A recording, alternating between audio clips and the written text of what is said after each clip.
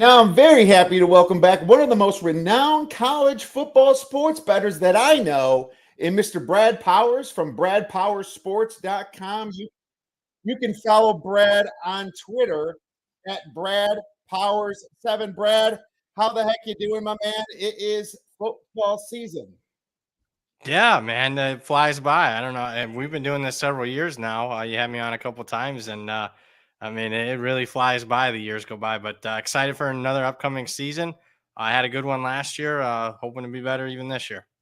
We always are, dude. And man, it's fun watching you, and this is kind of like the Brad Powers market, in my opinion. I know that you're too modest, but you set a lot of these markets by June, July, which is cool. But you know what's great about that is you know when things have been over adjusted too. The marketplace in general obviously hasn't hit a lot of these lines yet, but at the same time, some of the more bigger betters and sharper money has. But there's going to be some value and I think there's still some nuggets we can talk about. So I'm really excited about that. But man, you are right. And I consider like Indiana, Ohio, Midwest too. You know, it's you moved up there, man. Tell me a little bit about that, as I'm from the Midwest, as you know, a little Chicago, a little Wisconsin. How's life treating you back in Ohio? Uh, yeah, I mean, a lot of people question the move. Why would you want to do that? I mean, obviously, I'm originally from Ohio. I spent my whole life couldn't wait to get out of the state, and here I am a decade later after living in Vegas. I'm back. It was a bunch of things. Parents are aging, need to be somewhat close to Yeah. them. I mean, I can't, go every year, only seeing them a couple times a year. Need to be able to see them maybe, once or twice a month. With the things that they have and help them out when I can. So there was that. Uh, I wanted to get out of the city. I've been between Cleveland and Vegas. I've been living in the city for 16 years. So, Yeah. I mean, I grew up on a farm. So, I mean, I'm getting that age where I need simplicity. I chose this particular. I'm not even from. I don't know anybody where I moved to. I'm about an hour and 40 minutes from my parents. I've never been in this part of the state before, but I moved to this particular part because it's big on farming. It's big on fishing. I live right near a lake. It's a huge lake, the biggest besides Lake Erie. It's the biggest lake in Ohio. And they're also big on football. I mean, football drives the culture here. Sports drives the culture. It's probably, I mean, not even my opinion, but the high schools around here are voted among the very best in the country as far as small town high school football. It's the best, the certain conference. So you add all that together. That's why I'm here. Brad's going to be broadcasting from some high school football games, which is fun. I bet I look forward to you going there because I know you will, and you'll talk about the capacity. But what's so funny is that your Twitter followers are up to what 76,000, and you like to compare that to the capacity of some of these stadiums. So what did you just fill up? Which stadium did you just fill up, and what stadiums are on deck? Yeah, I'm up to 76. You know what? I'm in the hundreds as far as out of 136. I think I'm like in the 110s actually. The school that's coming up is near and dear to my heart. It's 77,000 with the new seating capacity the last couple of years is Notre Dame. So I'll be looking forward to that one here. Then I'll probably pass that sometime early in the football season. So Oh that's yeah, where that. I didn't mention why I moved here. I mean, I didn't even mention my career. I mean, obviously, sports betting is legal now in the state, yeah. so I couldn't move here before. And I'll also say this: I mean, the two when you look at overall handle, FanDuel and DraftKings could not, couldn't bet at those two spots in the state of Nevada. So, I mean, the two biggest sports books in the country couldn't bet in the state. Now I can bet at them. I know. It's like, seriously, why is it like that? There's so many dumb rules, but then you have these politicians messing stuff up too in some states, and you just got to cross your fingers and hope that toxicity doesn't run into your state where they start charging people for bets, especially if you're like a high volume prop bet. It's absolutely ridiculous. Like, how come I can trade a stock and you don't charge me 50 cents for that, dude? It's like no difference. It's like you're predicting something, I'm right? concerned about it, but we're not Illinois yet. I Yeah. mean, obviously, wouldn't have mind Florida or Texas, but their sports betting is basically non-existent Yeah. there outside of Hard Rock in Florida. Tennessee doesn't have great sports betting laws, so that's why I'm here.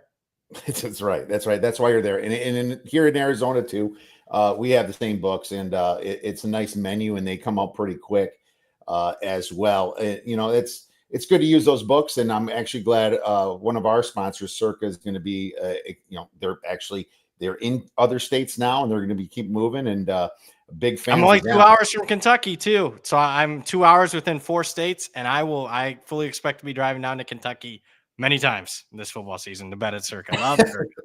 Heck yeah, it's the best place around, and it's the only place I care about visiting. When I was younger, I went to the Strip. I would rather not even go there nowadays. If I go to Vegas, I'm my butt's stuck at the D or the Circa, and I'm totally cool with that, Brad.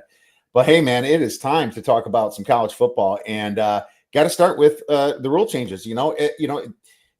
Sometimes they're significant, sometimes there's not. But what this year would be the most significant change for the upcoming 2025 season? Well, obviously, a big topic the last few years has been, faking injuries, so to speak, for teams that are going tempo and they're struggling with it. And, you see the coaches go down, and the player all of a sudden, falls to the ground and you got to stop. That's going to stop this year because if the ball's already spotted, the trainers have to come onto the field. The team gets penalized a timeout. So I don't think that's going to cut into it dramatically. I mean, there's always going to be a gray area. I mean, when somebody's legitimately hurt, you're concerned with that. I think that's why they said that if the ball's spotted, I think if somebody's legitimately hurt, they're not spotting the ball. They're more concerned about the injury. So I like that they put that in there. If there's no time, if the team doesn't have any timeouts left, it's a delay a game penalty. So I like it. I'm for it. I thought it was, CS is the word, chicken crap type of by a lot of teams. I know it's one team in particular used to do it a lot. That would be Lane Kiffin and Ole Miss. So I'll be anxious to see how it impacts them. The transfer god, Lane Kiffin. You're right. It was disgusting to look at. It was just such an ugly spot on the game. And it's about time that they fix that. And, but here's the thing. I mean, what if they spot the ball and the guy was injured? And the truth is maybe somebody's just going to drag him off the field. Oh, my knee's hanging off. Just drag him off out of bounds. No, we cannot lose this timeout. We'll just drag you out the field. I have no idea if something like that's going to come up. But, man, I guess that's the other end of the spectrum, right? Yeah, I mean, when there's a legit injury, I mean, that's going to be in question where, I mean, I don't know if you get a couple players that run onto the field. I mean, that's how you get off. Hey, it's not the training staff. Act like you're subbing some players and just sub them guys to carry the guy off the field quickly. And then you get, and then that way you can not get a charged timeout. Obviously, this is going to impact where it's going to really impact it is, late in games, late in halves, particularly late in the second half. So I'm anxious to see how it impacts it because there are going to be some gray area, in my opinion. What rule change or changes do you think need to happen still to improve on the game? I'm not a fan of the new college football overtime, especially when you get to the third overtime and it's just a 2-point conversion extravaganza. I don't know. To me, it's not a great watch. I mean, Georgia Tech was exciting, but there was no need for that game to go to 8 overtimes. No timeouts too after like the third, right? Yeah, I like the NFL overtime rule, especially since they've changed it in the last couple of years. I'm okay with that. I wish college football would adopt that. And I'm old. I remember growing up as a kid. I remember ties. I mean, college football sometimes is more interesting, in my opinion, if there's a couple ties out there every year. If you play the extra 15 minutes and you're still tied, I mean, that's what it is. It's a tie. So I wouldn't mind seeing a few of them each year. 60-1 on the ties, baby. Right? Yeah. We used to get some odds like that. They still have them for like UFC and stuff. No, it's weird how college has the better pass interference rule and NFL now has the better overtime rules. It's like, come on, guys, figure this out. If there was more games like in hockey, you understand, going to a shootout after one overtime sudden death period. But man, I mean, with just 12 regular season games, 8 or 9 conference games, dude, it's like it's too important to have such a hodgepodge type of situation. So I agree with you on that. Fumbling the ball forward has always been the weirdest thing in my life. It's like a team fumbles forward, they miss the first down, but then they recover it 5 yards. even though it was accidental, it's like, why are you rewarding them for a bad play? And then on the opposite end of the spectrum, you fumble it out of the end zone, you completely lose the opportunity. I think fumbles should just be stopped. If you get it, just bring it to the point where it's fumbled. That's what I think. And now with replay, I think in those types of systems, it's a lot easier for the refs to see where that happened. You mentioned a big one. I mean, fumbling out of the end zone when you're the offense, and not, that team the opponent getting the ball at the 20 is ridiculous. I mean, at the I'm with you. Wherever the point of the fumble was, they spot the ball there. But at the very least, I mean, the offense should still get the ball. Maybe it's at the 20 for the offense, but though doesn't happen a lot. But man, when they do, you talk about game changers. 10-point, at minimum 7-point type of plays. Those are definitely it. They certainly are, man. And it's just such a weird dynamic. I also would love a fast type of eye in the sky replay. I know I'm always hard on officiating, but it's just something that's like efficient, like these, maybe put a red light on and say, dude, we're going to quick change it. And I know the flow of the game is affected, but I mean, I would like just to see some more experiments with a better system. We'd probably have to start with the NFL, where the money is, and have that filter down. But we can pick apart pretty much any sports, and I do appreciate the fact that both the NFL and college football is putting systems into place, just like the timeout change and everything like that with the injury and the stuff that you see right now. I think maybe in 5 or 10 years we'd be in a better place. But what might not be in a better place is how they're running these playoffs, man. Guaranteed spots now. It's like for the Big Ten and the SEC. As a Notre Dame fan, especially, what is your thoughts about that type of nepotism reward? What are your thoughts about that? Yeah, not a fan. I mean, put the best teams in. I don't care what conference. I don't care if the SEC has 8 teams one year. I mean, I want the best teams in each and every year. I don't want some guarantee.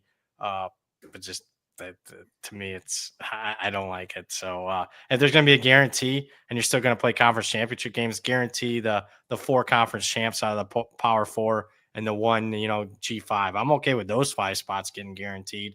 But then after that, I mean, you seed the best teams however they are, unlike last year. So, I mean, I think that's the format moving forward. I'm not a fan of that. I mean, we're going to 16. I don't think 16 teams in a college football season deserve to play for the national championship, but that's where we're going. I do like, and one thing I went to 2 of them last year, back-to-back nights. I love the home games in the first round of the college football playoffs, so much so that I wish there was multiple rounds with home games. So Right. college football is unique because of the stadium, the tradition and pageantry of home venues on college campuses. I'd like to see more of that. So that's, I'm glad you mentioned that, because I'm scratching my head a little bit about, and I do like it, but are we rewarding it right? Because I agree, but here's the thing: you can't reward teams by wins and losses when one conference is very much higher. You have to have a power rating system. You have to have a much better system for that. So in order for that to be true, let's agree that you need to realize that Ole Miss might be better than somebody, right? Or whatever. But as far as home field, it is more, I almost feel, is that because of you're better, but you got your ass kicked and have 4 wins, but you got in the playoffs, you're going to get a home field? Or maybe you were ASU and you lost 1 game in the conference, and, are you going to not get a home field because of it? So that's where I kind of scratch my head, Brad, and see, is there a better spot? Maybe the team that actually, won the games might get more home field. What do you think about that? Yeah, I mean, I'm not a big fan of the committee, just because, I mean, we don't know what they're using for the most part. I mean, there's to me, I thought, I mean, BCS was fine with me with the computers. Keep in mind, I think those computers are way better than what they were 20 years ago as far as coming up with a power rating. So I would like to bring that element back into the mix, and to see what we have, selecting these teams. As far as it's always like, obviously Ole Miss was a top 3, top 4 team last year. Would I put them 3 or 4 if we're doing a college football playoff? No. I mean, they lost 3 games they absolutely shouldn't have. I mean, at some point, games have to matter. So I don't know. There's a fine line there. I mean, because I want to go off power ratings, but that's the Vegas inside of me to get the best teams. Right. I don't know if that works year in and year out, because I mean, obviously we would have 6-7 SEC teams in most playoffs if we just went up pure power ratings. Yeah, pure power rings, and then you could still be wrong in a way if you completely thought the conference was better than it was. Yeah, good point. Because the sample size isn't that big, so maybe you do cap it and say there's no minimum, but there's a maximum. I don't know what to do there, because there should be some sort of punishment for not winning games, important games within your conference. So yeah. It's tough, and you're right. There's a lot of fine lines, but I think we can both agree that the committee sucks. So either way, let's try to get around that. But how about the NIL and transfer portal? It's another gripe that I have. What's funny is I've always been that person that thought the players should get something, because I just thought it was so weird for them to play for a school and being so important. And even in college, I would see athletes just not have money for parties. It's just super weird. It was just weird to me. And maybe they weren't the high grade athletes, but it's just like, dude, you bust your butt for the store. The guy working at the ice cream shop's getting more money from the school than you are. So I was kind of like that, but I didn't know they do it like this with like just a shotgun approach and just completely make it a free for all. What type of changes need to be done there?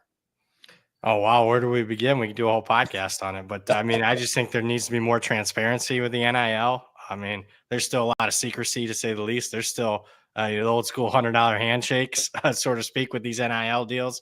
I think we've lost what it was supposed to be about. I mean, name, image, likeness. Where now it's just basically one-year contracts. So I would like to. I'm all for the players getting paid, and I'm all for them getting paid a lot of money. But I just like to, see some transparency. The portal, I think, is worse than NIL right now. I don't think there should be unlimited transfer. I don't think it's setting a good precedent for young kids. Just, whenever things get tough, I'm out of here. I think you should be allowed to transfer at least once with no penalty. But when you got kids transferring every year, 3, 4, 5, 6 times, I'm not a big fan of that. So you should be allowed to do it, but not without penalty. That penalty being old school, sit out a year. If you want to transfer again, sit out if it's your second or third time transferring. So that's what I would change there. 100% agree with that, man. Absolutely. One freebie, you sit out a year no matter what the circumstance is. I totally agree with that. And I also think that NIL money has to be tied with postseason. It has to be tied with bowl games. It has to be tied with playoffs, because you're even going to get some kids sitting on the playoffs, which is going to really blow your mind after what it's coming. Yeah. Look what we saw Nico do. It's coming, and it's going to hit you with a ton of bricks, especially when there's 16 playoff teams and they're trying to hold the school accountable by the cojones, right? That's going to happen. And man, that's definitely something I need to see change there. I don't know how to completely fix NIL. Maybe the players need to unionize somehow. Maybe the collective bargaining. Maybe everybody should get something somehow. I think maybe you reward more if they go through the school and it goes to a fund. I just have a lot of ideas, but you're right. We can do a whole podcast on that, man. There's no reason to elaborate, but I just wanted to spitball a couple of my ideas out there as well. But let's get into some conferences, man. I love talking early college football, and it's not even early for guys like you that helps at the marketplace. But let's see if there's any value still for some of our listeners to check out and maybe to make a play themselves. We're going to do kind of like a buy low, sell high.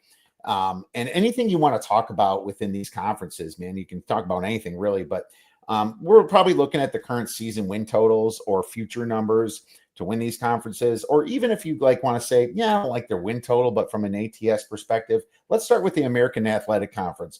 And I'm going to do this by alphabetical order, but I'm glad to start here because I don't have to waste your time. I got nothing right here. I didn't do enough research yet, and I'm going to be honest. I'm not going to think of play until I do. What do you have currently in the American Athletic Conference for us? Yeah, one that I bet and actually bet recently, as in yesterday. I'm selling Army. I'm going under 7.5 wins. You can get it at plus money. Still, I try to do it as quietly as possible. So if you're watching, I would do that sooner than later. Get on it. So What do I see with that? I don't normally like fading the service academies just because, I mean, you know what you're getting from them as far as the consistency aspect. But obviously, Army's coming off a historical season. They won the conference in their first year of the conference, but they lose their all everything. I mean, literally, they called him, Captain America for a reason. Bryson Daly, their quarterback, I mean, set the record for rushing touchdowns in a season for a quarterback. Lose him. They'll still be productive a little bit there, but transfer portal's hitting everybody, especially these G5 schools. They lost 3 defensive starters post spring, including one kid that went to Georgia. So there's a lot of talent missing. They lost a bunch of their key players on the offensive line. They lost their offensive line coach, who's going to be the head coach at Central Michigan. That was an offensive line that won the Joe Moore Award last year. So I had Army at a historical high. They lost some historical players. I think it's back to reality. It is a tougher conference, and there's a bunch of games where they could be swing games now, and I'm not seeing it this year. So under 7.5 for me. Buy team, I haven't fully attacked this yet. Hold on, plus money right now for Army. Plus money. 114 on FanDuel and 110 plus 110 on DraftKings. So, yep, good call. We'll watch that real quick and see if that changes much. But go ahead with what you're saying. Yeah. At this point, I mean, I'm not why a lot of these are, you got to lay heavy juice, and I'm not big at this point. I mean, there'll be some other opportunities. I'm not big into laying the minus 180s, minus 190s to minus 200. So that's a rare one where you get some plus money. North Texas, I haven't fully grasped how I'm going to attack this because it's kind of a high variance, but I'm buying North Texas. I like their transfer quarterback. They lost Chandler Morris, who I wasn't a big fan of. But more importantly, this is a team and a program that struggled defensively. They take the Sam Houston defensive coordinator, Skylar Cassidy, and basically took the Sam Houston State defense with them, like 6 starters from a really good defense. So I think they're a sneaky team in a conference where I don't see one particular school. I mean, Tulane, Navy, Memphis are at the top. But North Texas could be a high variance team. If those defensive starters click right away and they got that high powered offense, this is a long shot that I think is worth a look here. North Texas to win the conference.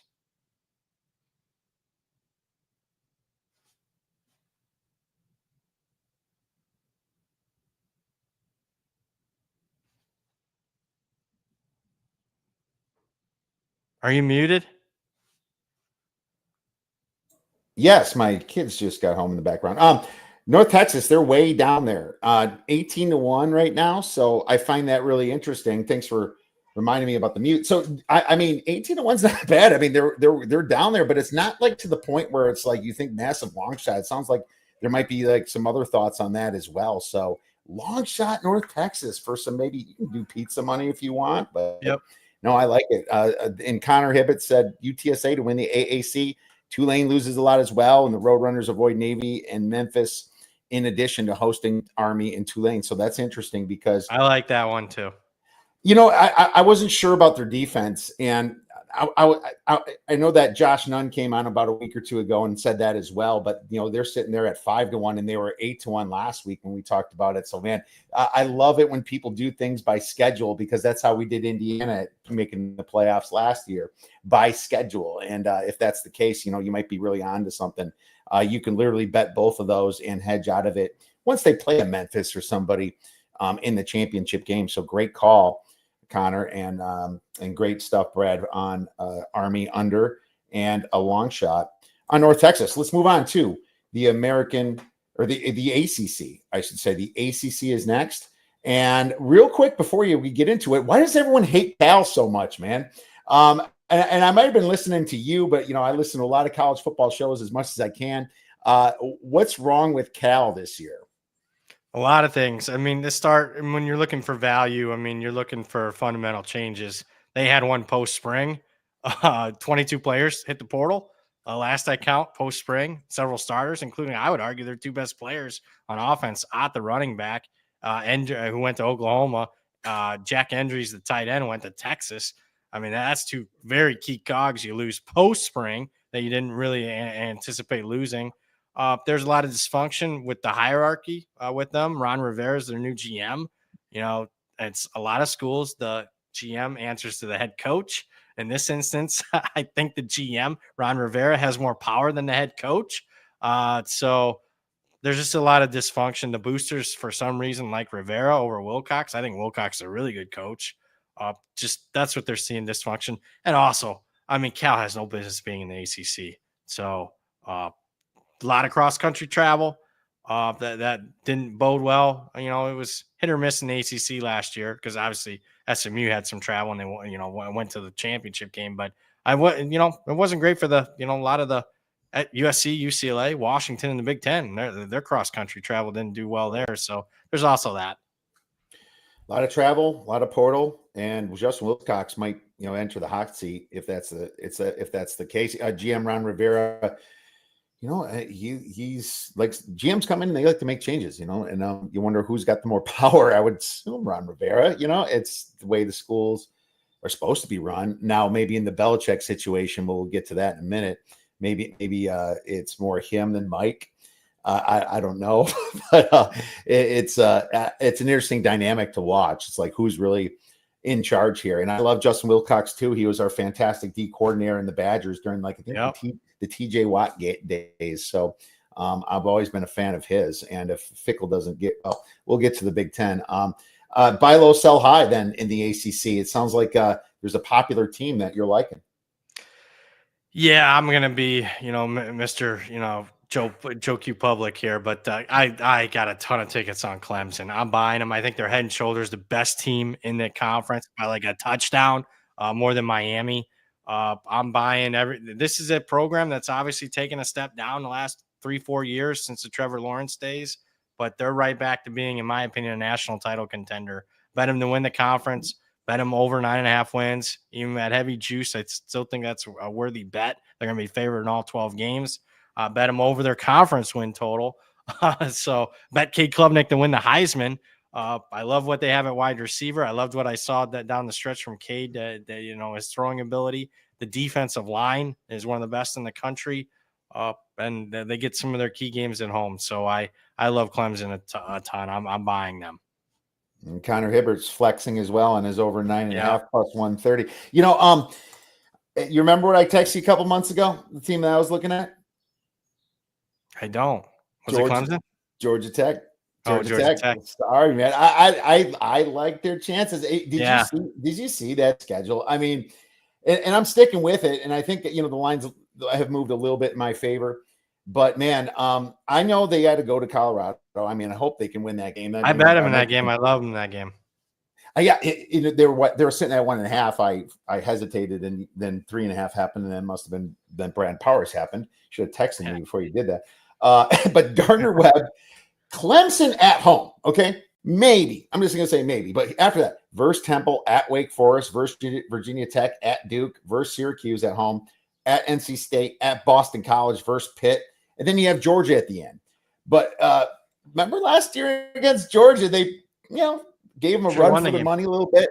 And Beck was playing. And I'm telling you, they look good. And Haynes King looked really good to me too. But this schedule is fantastic with the amount of teams that they're avoiding. And I'm guessing, maybe avoiding Florida State isn't all that great this year. But avoiding SMU and avoiding Louisville, avoiding some of those big teams. We'll see about North Carolina, and you might have something to say about North Carolina, but I like Georgia Tech a lot to possibly win the ACC. And you're getting, at least when I bet it, and I have to check where it's at, I got 14-1 because of this gross schedule, because you can hedge out of that, I'm sure, even if they play at Clemson in the championship game. And I flew over 7.5 wins, which is now getting a little bit more juiced.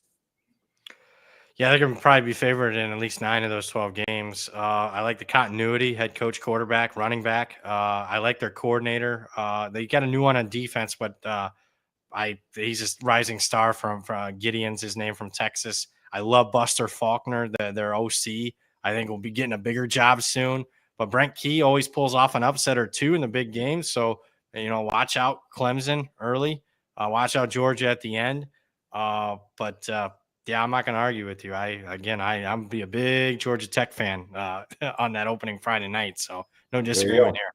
All right, well, sell high Miami for me, man. I didn't bet it yet, and I'm just going to kind of see where it goes. But I'm not a Beck fan, really. man. It feels like he's just a little too flashy for me. And when you match that with Cristobal, the coach over at Miami, I don't know how I'm going to fade Miami, if it's just going to be a season win total or if it's going to be maybe just a little ATS towards the beginning of the year.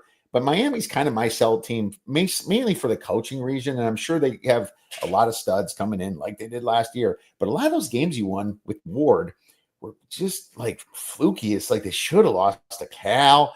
I forgot that other one that was just a crazy call in that they should have lost Virginia to. Tech. Virginia Tech and Louisville was outplaying them.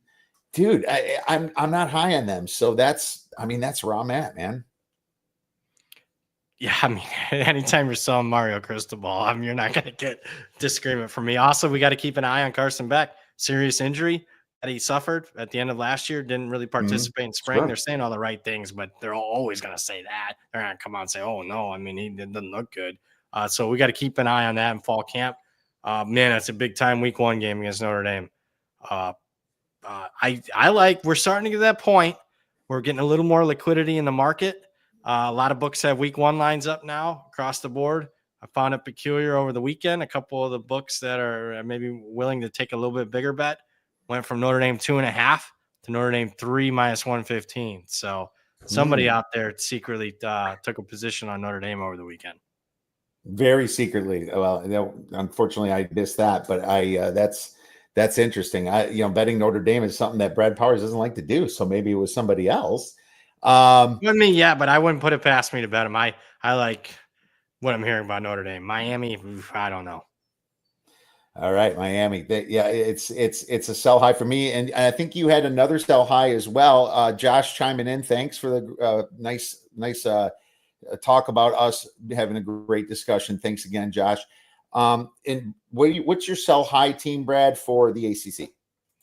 Another high profile as far as off-season news, it's Belichick in North Carolina. I'm just not buying it. I'll start with I'm not buying Belichick as a coach, period.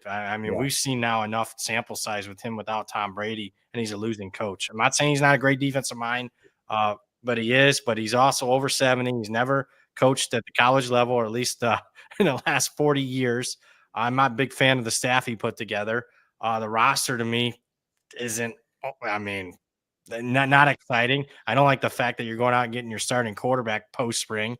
Gio Lopez is a fine quarterback, but again, he's your guy that's going to lead you to the promised land, when you're expecting 8-9 wins, I don't see it. So I also don't see it in week 1. I bet TCU to beat them. And now TCU all of a sudden has flipped from like a 3-point underdog to a 3-point favorite. I'm part of that team. Under 7.5 wins. I think you can still get a decent number on that still, because there's some people that are buying the Belichick move. I'm not. Yeah, the only hang-up is the schedule is pretty manageable outside of the game against Clemson, but I think they can lose to TCU. I think they can lose to UCF. I think Clemson can get after them, and if it starts slow, you got a 70-year-old coach that, his whole mantra, his whole life, coaching career, no days off, and I see him at the beach. I see him doing 60 minutes, hot shot, 24-year-old girlfriend. I don't like it. He doesn't seem buttoned up to me when he really is. So, fade North Carolina. Your Twitter keeps growing. You keep talking like that, you might hear from his girlfriend, my man. It's weird. And I just saw a picture with like her dad and him and Belichick, and I was just like, cringe-worthy, man. Weird, cringe, man. Bro. How do you put that? I don't know how to think of that. I do have 2 daughters. I'm like, gosh, I hope that doesn't turn out yet. Also, if they really love each other, that they'd be set for life. It's I don't even know why I want to think about that dynamic, man. But it is very distracting, and I agree with you, man. There's nothing in North Carolina that tells me that they're going to be a decent ACC team. I think they're a fade team too. Miami, North Carolina, throw them in the garbage. Definitely wouldn't take the over on them. And if you want to take an under, I'm wondering if you wait it out too, especially on both of these teams, man. Maybe somehow the public can drive this up by September 1st, or whatever it is, or August 30th, right? So maybe think about that as well. But let's move on to the next conference. And I think I had written down the Big Ten. So I'll start.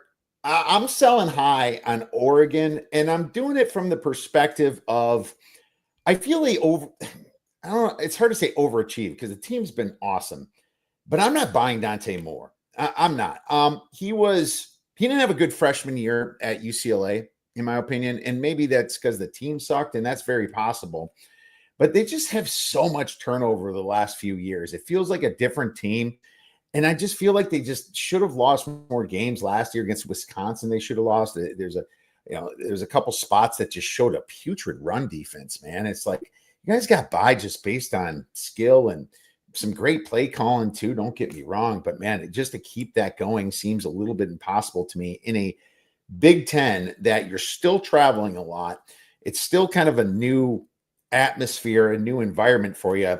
You're going to go to Penn State. It's a revenge game for them. You're going to lose to Penn State. There's got to be a hiccup somewhere on this schedule. There's got to be another one. It could be Iowa. It could be Rutgers, even in my opinion. I think I'm secretly somewhat high on Rutgers. It could be against Washington, who I really like Jed Fish. I think there's another hiccup or two in this schedule, so I'm selling high on Oregon. Don't disagree. Haven't gotten to the window yet, but do anticipate getting to the window. I agree with not a huge fan of Dante Moore. He really didn't wow me in the spring game. That was one of the few spring games I was able to watch. Only an underdog in one game, but you're right. There could be a hiccup somewhere. At Iowa would be probably the game for me. Very unique trip to Kinnick. Absolutely. Who are you selling high on in the Big Ten? Maryland. I don't think they'll be favored in any of the Big Ten games. Just yesterday, at DraftKings, I bet under their conference win total under 2.5 wins. Wow. Loved it. It was one of my favorite ones that I bet. Again, I think they'll be a clear underdog in most of their Big Ten games. I thought obviously they tanked a little bit last year. The new coordinators and just a lot of instability with that. Not a big fan of the coach. He's done a decent job, but I just think as a program they're trending down, and they're a type of program that when you're playing the new Big Ten and you're adding schools like USC and Oregon. It's a zero-sum game. Yeah, I mean, somebody's going to take the hit there, and it's programs like Maryland, in my opinion, that are going to take the hit. So I'm selling Maryland. Win total, I'd still bet under 4.5 too, even though that's moved a full win. Okay, that moved around 5.5, 4.5, and under 2.5 conference wins looks good. And this is the time to look at conference wins because they haven't been beat up as much, and they're kind of somewhat newer in the market. Yeah, relatively emerging market. Yep. So check those out. And yeah, Connor is saying over 7.5 Washington is plus money everywhere it is. And I was staring at it yesterday, my man, because I like Jed Fish a lot as a coach. I remember what he did at Arizona. I like his offense, and I like their quarterback some. I like Desmond Williams. I even looked at his Heisman odds. Did I bet it? No. Do I want to do a small bet? If I do, maybe. Or do I make it like a quarter unit or half unit bet? I don't know. But it's 101. It's probably like 201 in some. It's like if they have a great year, you could be looking at this kid who was throwing like 80% completions in a small sample size that he played. But you pair these two together. You remember what he did with Fafita, and obviously T-Mac was there over in Arizona. Connor, I'm talking, man.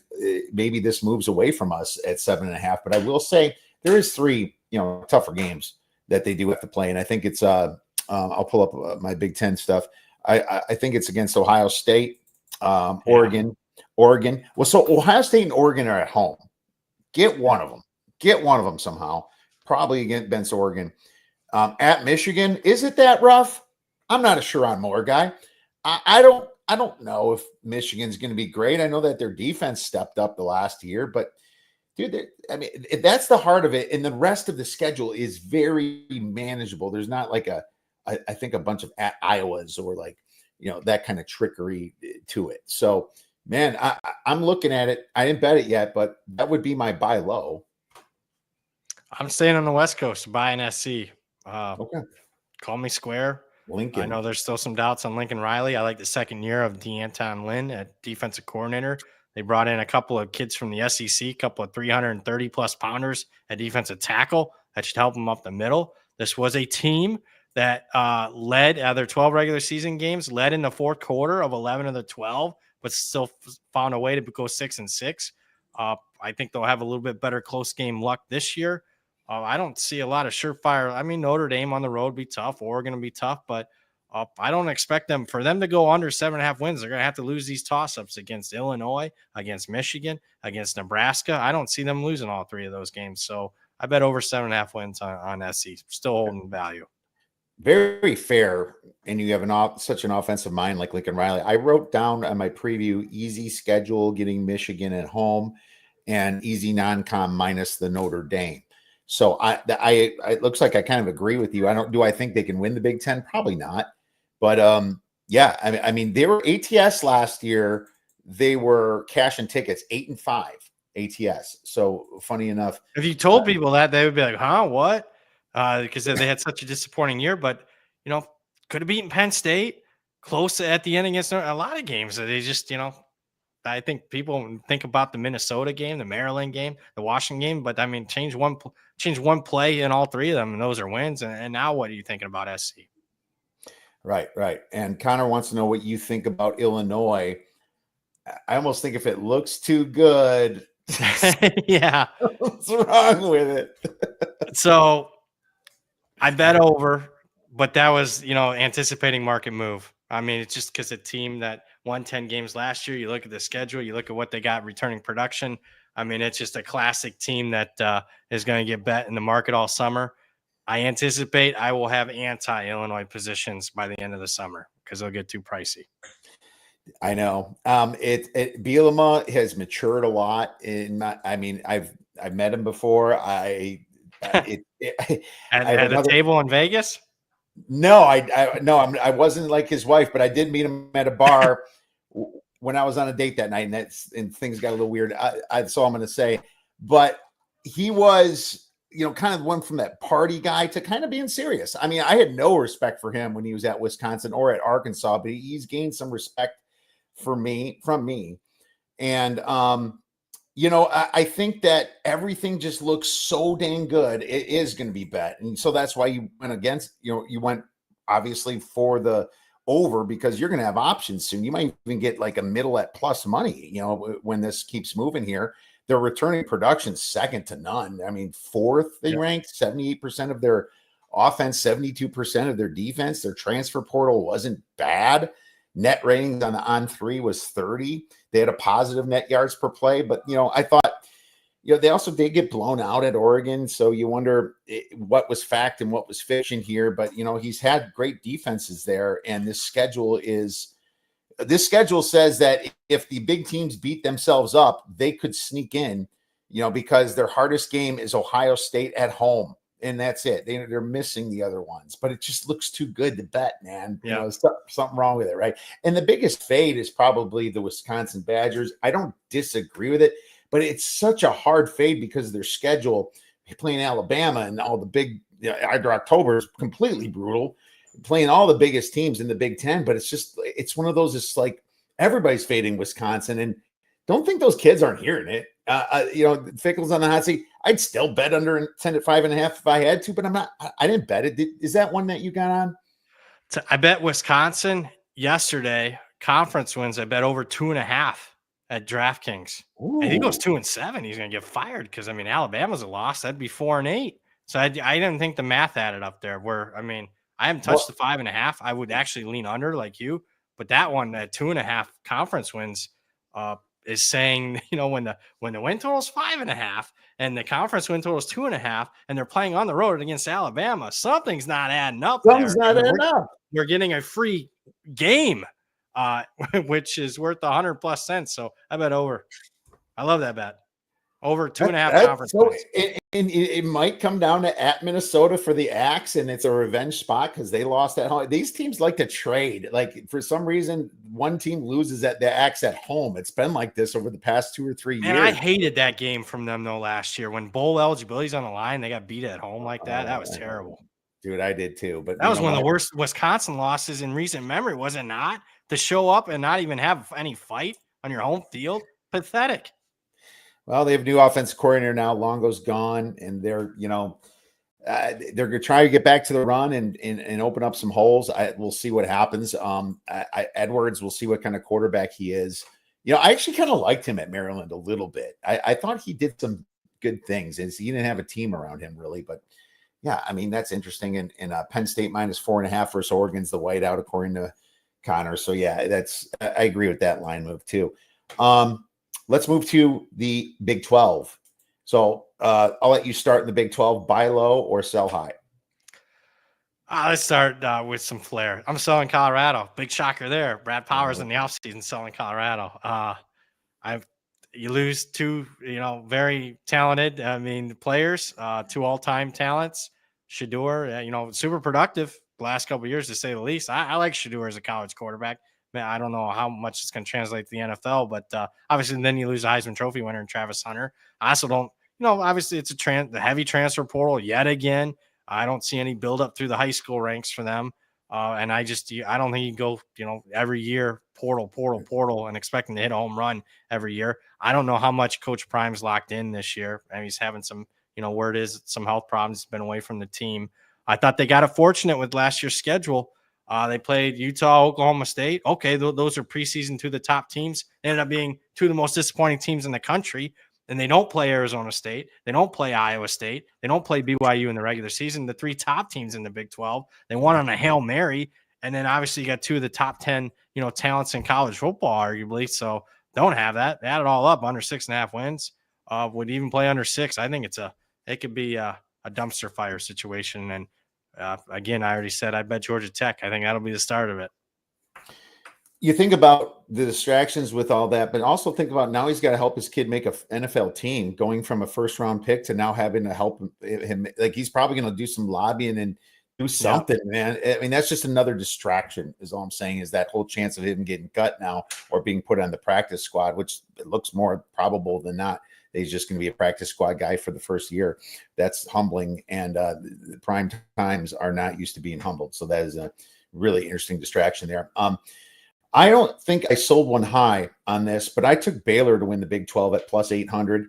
And I like Sawyer Robertson. And even though I was on ASU to win the Big 12 last year, I thought Baylor was just the better team that was unlucky. The whole Hail Mary against Colorado messed them up. Yep. Sawyer Robertson was 5th in QBR on ESPN's QBR last year. It's a pretty good quarterback stat, in my opinion. I think one of the things they do a good job in is their QBR stuff. Best team in the Big 12, in my opinion. Like I said, their returning production's 9th in the nation. They get Utah and Kansas State both at home. So I love that. I think Baylor's the team that could be in the championship game and take it for the Big 12. I bet over their win total. Number not available anymore, but I'm a Baylor, more pro Baylor. Big 12 is high variance. So I like you going a little bit. Texas Tech's getting a lot of love. Utah's getting a lot of love. Too much love. Arizona State, Kansas State. Baylor's that team sneaking around a little bit. Although I think I think my former boss didn't he pick Baylor? Phil Steele picked Baylor to win it. I think he did too. And I did get over 7.5 at plus 110. I think it's a little juiced right now, but it's still there on some. In Colorado. I mean, if you're worried about. If you want over 7.5, bet it right now, because they should beat Colorado, right? It's nothing you want to wait on. I mean, if you want to fade the team, you wait, right? So I think Baylor's a great play. But I'm glad you mentioned Texas Tech, because I'm not high on Texas Tech just because they're really high in the transfer portal ratings. It wasn't enough for me there, man. I think the most important position, quarterback. They got the $30 million roster, but they didn't figure out quarterback as far as I'm concerned. Yeah, I agree. Are you selling high? Are you buying low? Besides anybody like you mentioned with Baylor? Yeah, I know we'll be running up against time soon, so I'll just keep it simple. Buy TCU, just a numbers play for me. I like the quarterback coming back. I bet over 6.5 wins, still holding some value.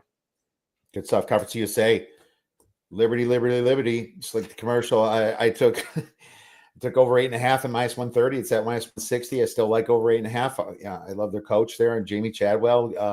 A lot of money at that school. Transfer Ethan Vasco from Coastal Carolina. I like him too. Liberty, man. I think they're just better than everyone there. Don't disagree. Good number that you bet. I think that once again, 3rd year in a row, they play arguably the easiest schedule in the country, probably favored in all 12 games. So after a disappointing season last year, they're probably a little bit more locked in. I'm buying the second best team. I think could be sneaky in that conference. Could be La Tech. A lot of close game losses the last 3 years. Record, they've been a little bit better than the record indicated. They got beat up by Army. Remember, the season's supposed to be over, and then they're replacing for Marshall. I liked what I saw from that roster, fighting, clawing, and scratching in that game. That's something for me that's big. But some stability there as far as quarterback back. So I bought some Louisiana Tech over. If you can find 5.5, that's a real good bet. Can't remember the last time I bet LA Tech over anything in my life, man. Yeah. That's a great. Wow, that's a interesting. And you're selling a newcomer to FCS, aren't you? Yeah, they have the, Yeah. maybe even the toughest schedule in Conference USA. I like what they have, Delaware. They're one of the better FCS teams, but I just think, an upgrade in schedule difficulty, and then you look at it, you're like, oof, they're only going to be favored probably in 3-4 games. So I bet under on Delaware. All right, under on Delaware. So that makes sense coming in. The Blue Hens, man. Interesting. Just building and building the FBS number to 136 teams right now. Turn of the Mac, my friend. Return of the Mac. And we are on the same team because I heard you in many shows before. So why don't you tell us who you're buying in the Mac? Buffalo, a big Buffalo buyer. Win total over. Bet them to win the MAC. I don't think they're the best team in the MAC, but that's Toledo. But it's always Toledo, and how many times do they win it? With Jason Candle losing 15 games outright as a favorite the last 4 years. So I'm betting on Pete Lembo, who I love as a head coach. Did a great job at Buffalo last year. You look at the returning production; they have in my opinion, the best defense in the MAC. I think they'll figure out quarterback. I like Buffalo. I still like them. And look, the win totals moved to win, and I still would bet over 7.5. So that's how much I like them. Lamborghini Mercy. Yeah, I'm on them, man. They over 7.5 is what I took. I like the new quarterback, Taquan Robertson.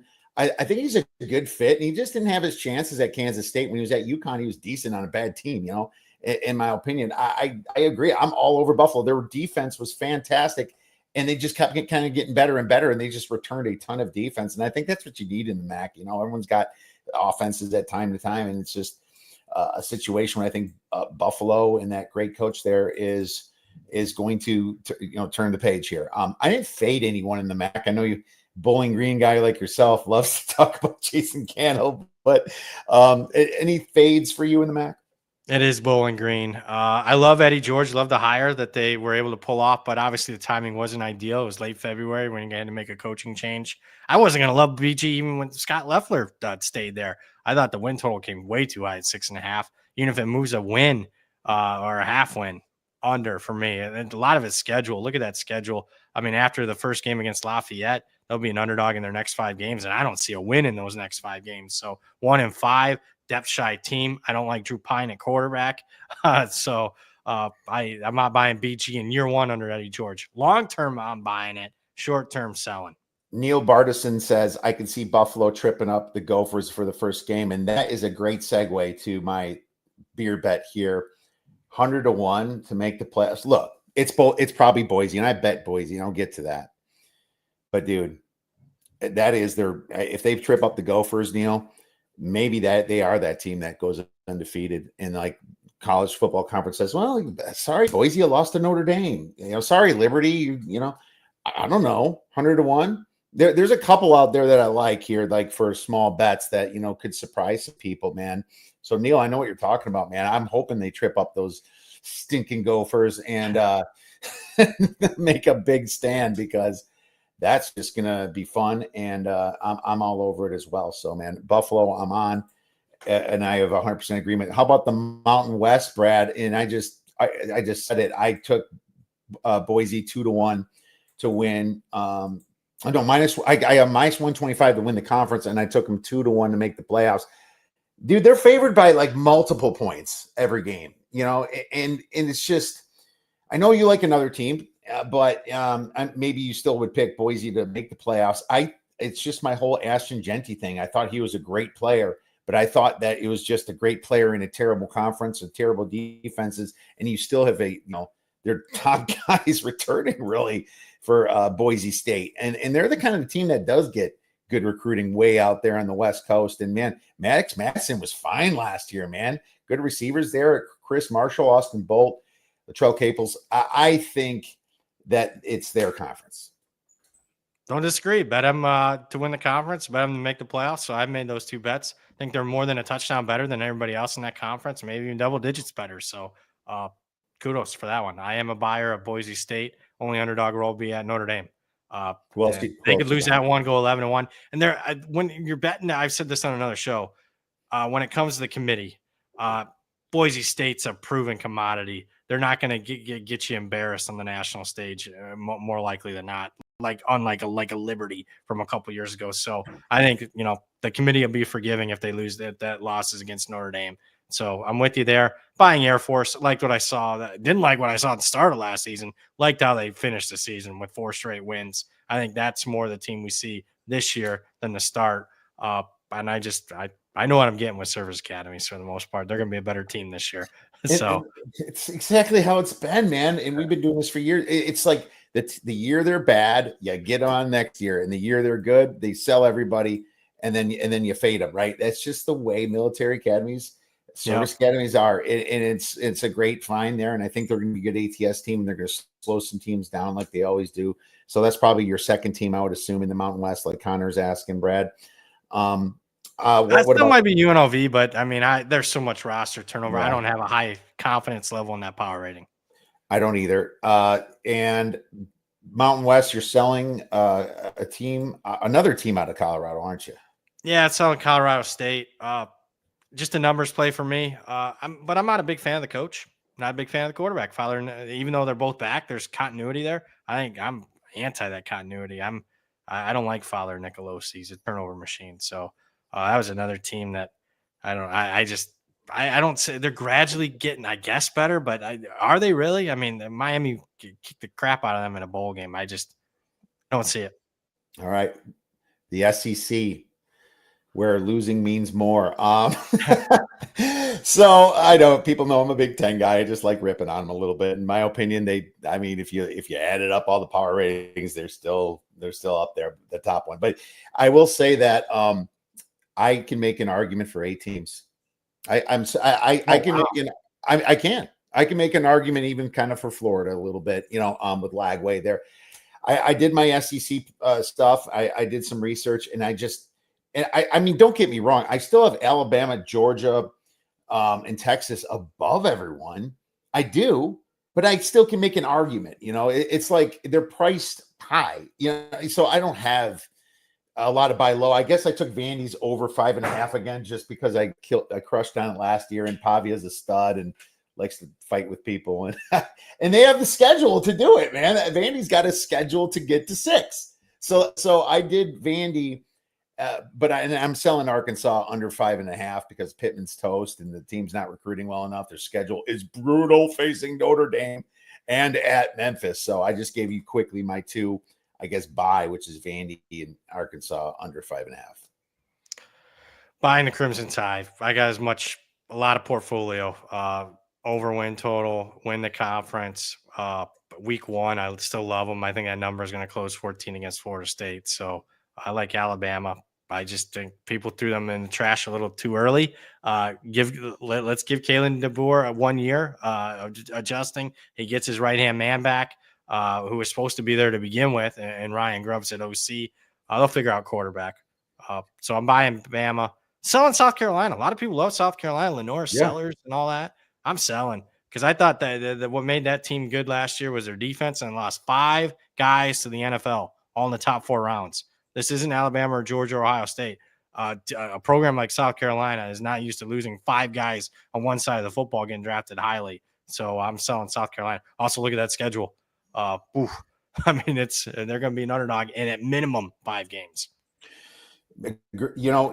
I was saying this is not Georgia. They lost too many guys to the NFL. Someone tried to make a case for their other guys, on Twitter. I can't remember, maybe it was 2 weeks ago, but I'm like, look, until I see them reload like a Bama, Georgia, Ohio State, I'm saying they lost too much too. And so I agree with you on the South Carolina thing. And the market just loves them too much and they're too trendy. But, as far as like the Ole Misses and the obviously Bama, Georgia, Texas, I feel like there's a lot of just teams that have a shot, man. And, who am I missing here? LSU, right? It's like there's it's just too top heavy right now for me to like look. Everyone's like, here's the thing. Maybe you bet under on every single one, right? Because they can't all win that many games. Choose to the over, man. I don't know. That's just an interesting thought. If you're just a numbers player, bet them all under and see what the hell happens. They beat up each other in the SEC. Yeah, and what do you think about Arkansas? Because that was my fade team. I'm worried about them, and I don't think. Yeah, I mean, they're gonna have to have some early success. That Memphis spot maybe is the worst spot in college football this year. I mean, what is it? Ole Miss, then Memphis, then Notre Dame type of thing early. I mean, if they lose 2-3 games early, I mean, he already was on the hot seat. I don't see it moving forward. Lost a bunch of guys in the portal. I know Taylor Green's back, but he doesn't wow me throwing the football. The Fun Belt, and I don't know. Is it JMU's year finally that they're eligible? I hear some whispers on Troy maybe being trendy. I don't have anything there myself. Yeah, JMU's but I bet over the win total. I think they're the best team in the Sun Belt, not by a significant margin, but I think by a comfortable enough margin where I think there's still some value on betting them to win the conference. Troy was going to be that trending team for me, and then they lost 4 starters post spring, including their starting quarterback and running back. That was kind of a kink in their armor, so to speak. I'm selling Arkansas State. Don't have much other than the fact that they went 7-0 in one possession games last year. Not going to happen this year, and they still only went 6-6 in the regular season. Going earned 7-6 total for the season. All 7 wins were close wins. Not going to happen this year. Not a big fan of Mr. Butch Jones either. No, Butch Jones. He's always been a fake guy. Yeah. But isn't James Madison got quarterback issues? Who's starting for them? I mean, it could be Sluka, could be the guy from last year. I mean, I think they're going to get decent quarterback play no matter who's behind center. Sluka, yeah, I'm just not. Yeah, you're right, because the guy from last year has been hurt. So. Remember, he was the quarterback for multiple years at Holy Cross under the head coach at James Madison. Well, there you go. That's good continuity then. Let's move to independents. But it looks like you're obviously there's not too many independents. You included the Pac-2. You had to include the Pac-2. So what do you got? I did include I was hoping, you let me, because there's only 2 independents, Notre Dame and Connecticut, and I think the market's got them priced accordingly. I'm buying Oregon State second year. They'll be much improved. I mean, that was a year 0 type of situation last year. So, and I like their schedule. They face 5 first-year coaches, 5 games against first-year coaches. And speaking of first-year coaches, I'm selling Wazoo.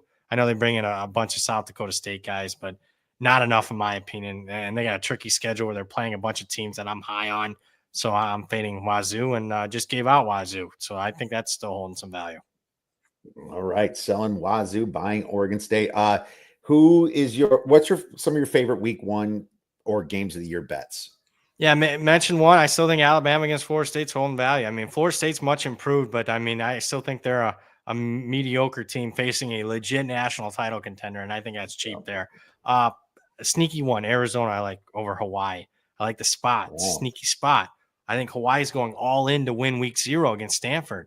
Then after that, you got to travel to Arizona. And I have done the research on this. It is better to have film on your opponent than to actually play a game in today's day and age. You're 55% betting the team in game 1 against the team in game 2. So I like game 1. And that 55% is like 20 years and like 300 game sample size. So I like that one. And I like Arizona week 1 against Hawaii. Ooh, that's a tough coach to bet on in Arizona, man, after last year. You don't like him? No. I think they did a good job at San Jose State. Kind of. Yeah, I know. I don't know. I'm going to look at it because you're right. That's a proving trend right now. And thanks for mentioning that. It's so important to mention about that trend, that it's better to have film on your opponent than to have the rest. It is, especially when they're going to put everything on tape to beat Stanford. They're not going to hold anything back in that game. They're not. And you see what you got going, so to have the reps is not as good as obviously having the films. So remember that. Long shots here. Let's talk about anything long shots. It looks like you mentioned a few. Yeah, North Texas in the American. Louisiana Tech, mentioned a little bit of them. I think they're the second best team, and the trust factor isn't all there with Liberty after what I saw last year with them losing like Kennesaw State.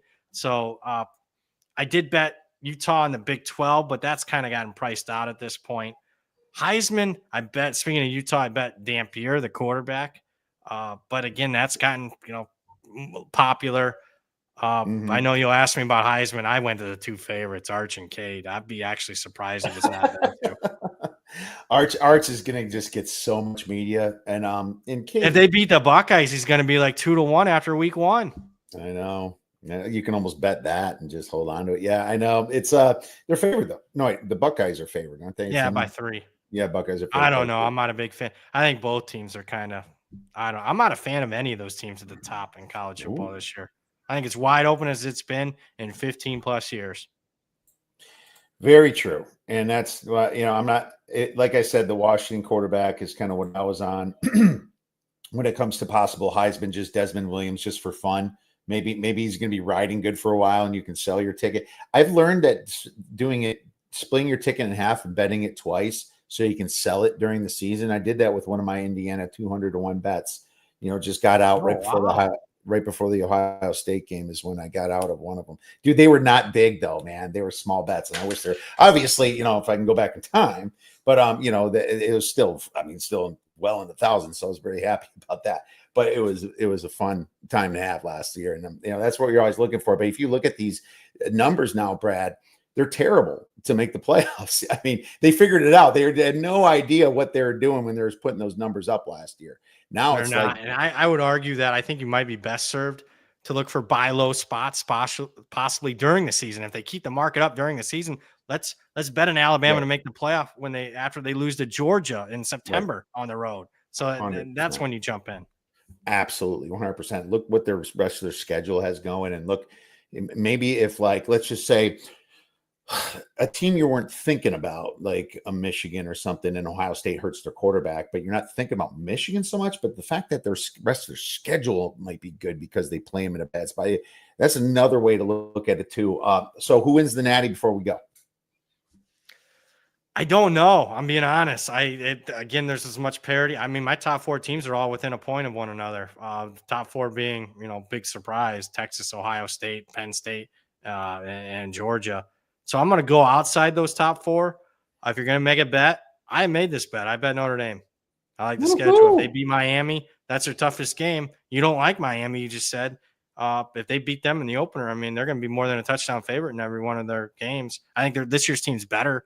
I just got a question mark at quarterback, and I think he'll end up being CJ Carr. I'll be a better thrower than Riley Leonard. So bet Notre Dame. If you don't want to do that from the Notre Dame homer, which I'm not. He's not a homer. He's not a homer. I'm a hater, probably more than a homer. Alabama, I just think if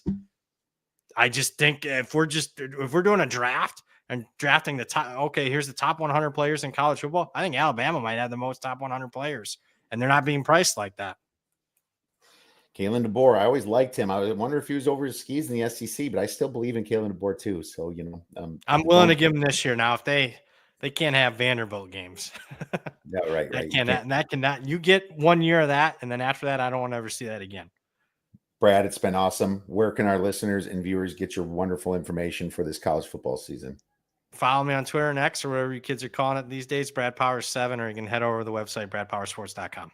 The one and only Brad Powers. Make sure you guys get on board because Brad is on top of things. Thanks again, Brad. Thanks for having me.